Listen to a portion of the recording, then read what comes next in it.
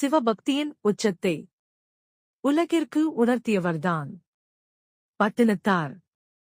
இவரது இயற்பெயர் திருவெண்காடு சுவாமிகள். மிகப் பெரிய செல்வந்தராக வாணிபம் செய்து வாழ்ந்தவர். செல்வம், வீடு, குடும்பம் அனைத்திலும் மூழ்கியிருந்தாலும் உள்ளுக்குள் ஒரு வெற்றிட உணர்வு அவரை வாட்டியது. ஒரு நாள் சிவபெருமானின் அருளால் உலகின் நிலையாமையே உணர்ந்தார். இந்த உடலும் இந்த செல்வமும் நிலையல்ல என்பது அவருக்கு தெரிந்தது.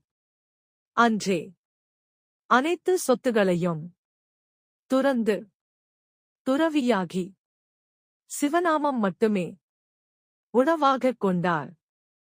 கடற்கரைகளில், சுடுகாடுகளில், கோவில்களில் அலைந்தபடி நிலையாமை பாடல்களே பாடினார்.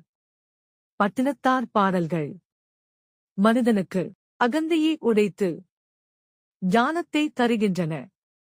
உலகை வென்றவன் அல்ல, தன்னை வென்றவனே உண்மையான வெற்றியாளர் என்பதே பட்டினத்தார் நமக்கு கற்றுத் தந்தார்.